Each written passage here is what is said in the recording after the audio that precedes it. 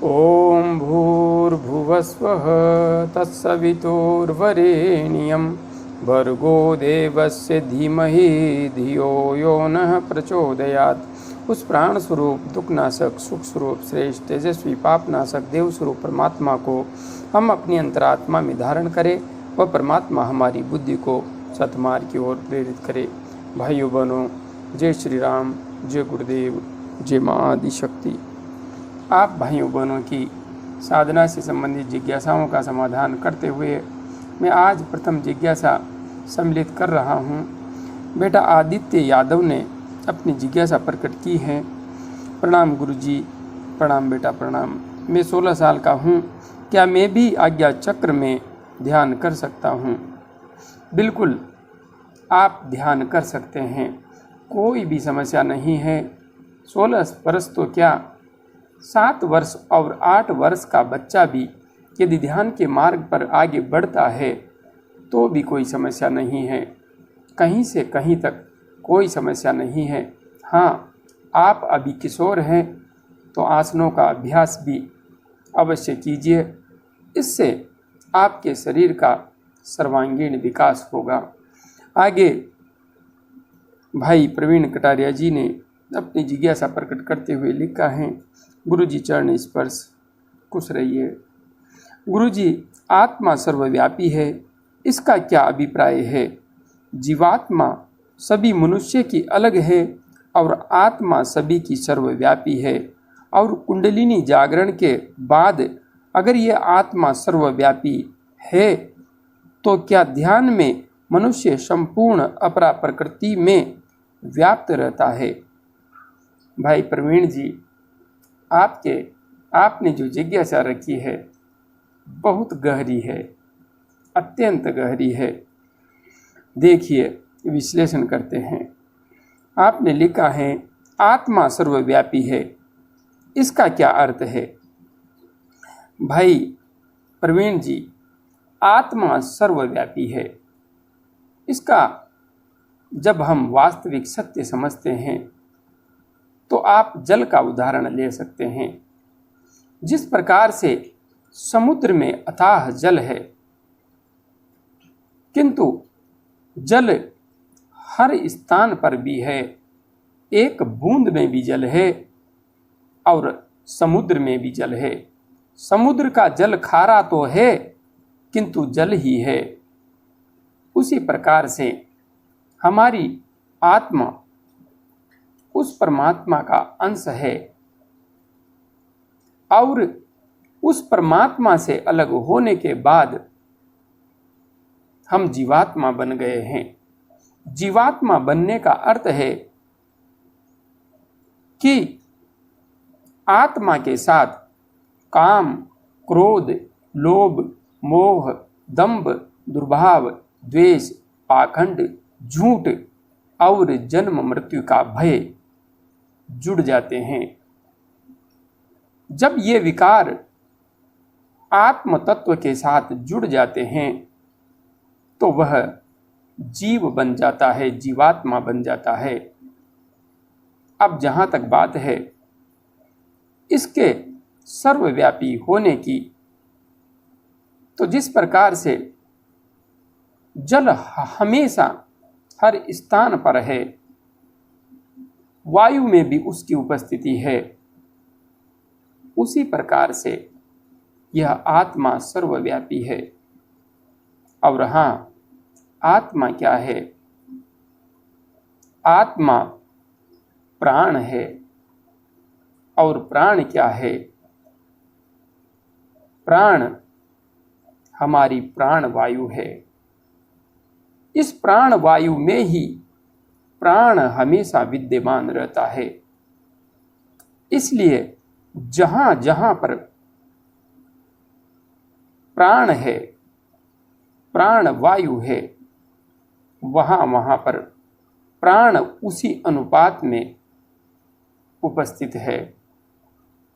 किंतु हाँ, हमारी आत्मा उस परमात्मा का अंश है और वह परमात्मा संपूर्ण ब्रह्मांड में व्याप्त है, क्योंकि वह परमात्मा विराट अस्तित्व है और यह संपूर्ण ब्रह्मांड उसी का विस्तार है। इसलिए हम आत्मा को, जीवात्मा को एक निश्चित आयाम पर बांध सकते हैं, किंतु आत्मा सर्वव्यापी है। आत्मा हर स्थान पर उपलब्ध है। आगे आपने लिखा है, जीवात्मा सभी मनुष्य की अलग है और आत्मा सभी की सर्वव्यापी है। बिल्कुल, जीवात्मा सभी मनुष्य की अलग है, क्योंकि जब आत्मा में विकार जुड़ जाते हैं, संस्कार जुड़ जाते हैं, तो उन विकारों के अधीन होकर के जीवात्मा अपने आप को एक निश्चित परिधि में बांध लेती है। वह जीवात्मा अपने वास्तविक अस्तित्व को भूल करके अपने सुख दुख, काम, क्रोध, लोभ, मोह, दंभ, दुर्भाव, द्वेष आदि विकारों में ही ग्रस्त रहती है और इसी वजह से वह अपने वास्तविक अस्तित्व को नहीं पहचान पाती है। किंतु हाँ, जब आत्मा सभी की सर्वव्यापी है, आप आत्मा को विद्युत का उदाहरण लेकर भी समझ सकते हैं। जिस प्रकार से एक थर्मल पावर हाउस में विद्युत का उत्पादन होता है, तो वहां से जब विद्युत निकलती है तो वह विद्युत एक ही है, उसमें कोई अंतर नहीं है। किंतु वह विद्युत यदि पंखे में प्रविष्ट होगी तो पंखे को चलाएगी, वह किसी अन्य मशीन में प्रविष्ट होगी, कूलर में चलेगी तो कूलर चलाएगी, वॉशिंग मशीन में प्रविष्ट होगी तो वॉशिंग मशीन को चलाएगी, यदि कंप्यूटर में प्रविष्ट होगी तो कंप्यूटर को चलाएगी। और वही विद्युत मोबाइल की बैटरी में प्रविष्ट हो करके मोबाइल को भी चलाती है। हम देखते हैं कि अलग अलग उपकरण चल रहे हैं, लेकिन चल किससे रहे हैं? एक ही विद्युत से। ऊर्जा किसकी है? उसी विद्युत की। वही विद्युत हर स्थान पर अलग अलग कार्य कर रही है। ऊर्जा है, हर जगह अलग अलग रूप में दिखाई दे रही है। हम कह सकते हैं कि पंखा चल रहा है, यह नहीं कहेंगे विद्युत चल रही है। नहीं, पंखा चल रहा है, कूलर चल रहा है, कंप्यूटर चल रहा है। इसी प्रकार से हमारी आत्मा का अस्तित्व है। यह आत्मा जब किसी शरीर में प्रविष्ट होती है, वह चाहे कीट पतंगे का हो, किसी जानवर का हो, किसी मनुष्य का हो, तो उसी अनुरूप उसके गुणों को धारण करके कार्य करने लगती है, व्यवहार करने लगती है। किंतु जिस प्रकार से विद्युत सभी उपकरणों में फैली हुई है, व्यापक है, विस्तृत है, उसी प्रकार से आत्मा भी व्यापक है, विस्तृत है। और हाँ, जब यह अपने इन आवरणों को तोड़ देती है, जिस प्रकार से विद्युत को यदि आप किसी यंत्र से हटा देते हैं तो वह कहाँ जाएगी? अपने मूल अस्तित्व में ही जाकर के समा जाएगी। विद्युत चल रही है, किंतु वहाँ से जब उसको बंद कर दिया जाता है पावर हाउस से, तो वह कहाँ चली जाती है? उसका आवागमन रुक जाता है। इसी प्रकार से हमारी आत्मा है, यह जहाँ से आई है वहीं पर वापस लौट जाती है और सर्वव्यापक का अभिन्न अंग बन जाती है। आगे आपने लिखा है, और कुंडलिनी जागरण के बाद अगर यह आत्मा सर्वव्यापी है तो क्या ध्यान में मनुष्य संपूर्ण अपरा प्रकृति में व्याप्त रहता है? कुंडलिनी जागरण के बाद क्या होता है? कुंडलिनी जागरण के बाद हम हमारे विकारों से ऊपर उठते हैं।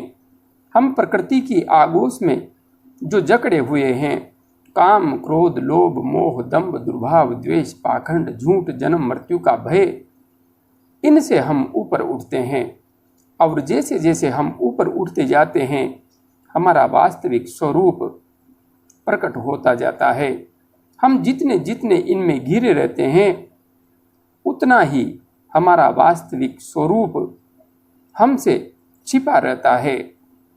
हम जैसे प्रारंभिक साधक जब आंखें बंद करता है ध्यान करने के लिए, तो उसके मन मस्तिष्क में विभिन्न प्रकार के नकारात्मक विचार आते हैं, क्योंकि मन मस्तिष्क में गंदगी भरी हुई है, जन्म जन्मांतर के संस्कार भरे हुए हैं। किंतु जैसे जैसे वह ध्यान की ओर, ध्यान की दिशा में आगे बढ़ता है, तो ये विकार विदा होते जाते हैं, दृश्य आते हैं, चले जाते हैं, और अंत में शुद्ध स्फटिक के समान स्वच्छ प्रकाश ही शेष रह जाता है। यही आत्मा का वास्तविक प्रतिबिंब है, यही हमारी आत्मा का वास्तविक आकार है। आप जितने विकारों से मुक्त होते जाते हैं, उतने ही आप वास्तविक स्वरूप में, अपने वास्तविक वजूद में आकर के ठहर जाते हैं।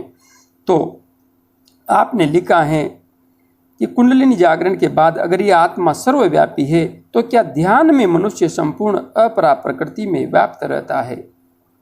बिल्कुल यही है, क्योंकि जब हम ध्यान करते हैं और हमारी चेतना विराट के अस्तित्व को धारण कर लेती है, इसे ध्यान नहीं कहेंगे, समाधि कहेंगे।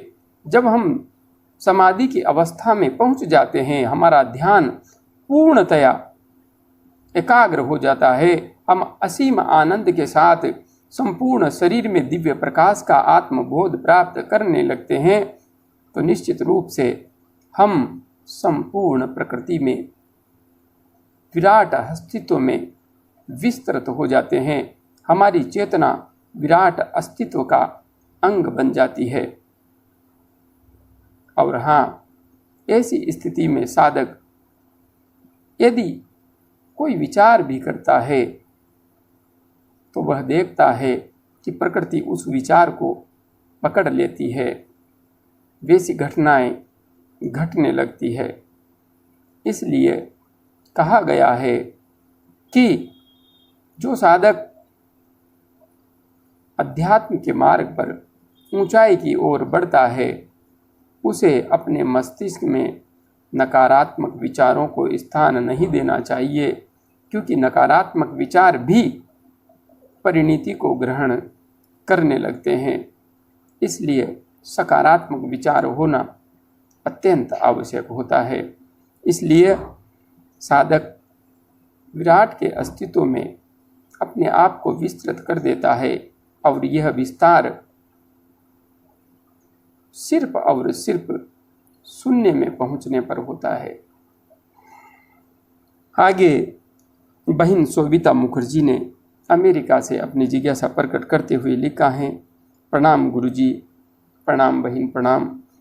आजकल लगभग सभी घरों में नॉन वेज व मदिरा चलता है, तो क्या कुंडलिनी साधक को ऐसे किसी घर में भी जाना परहेज है जहां सब लोग खाते पीते हैं? बहन जी, मैं मानता हूं आजकल वातावरण ऐसा ही है, हर जगह लोग खाते पीते हैं, और विदेशों में तो यह प्रचलन और भी ज़्यादा होगा। भारत में तो चलो फिर भी मान सकते हैं, किंतु विदेशों में मांसाहार का प्रचलन बहुत अधिक है, और आजकल तो भारतवर्ष में भी यह प्रचलन अत्यधिक हो गया है।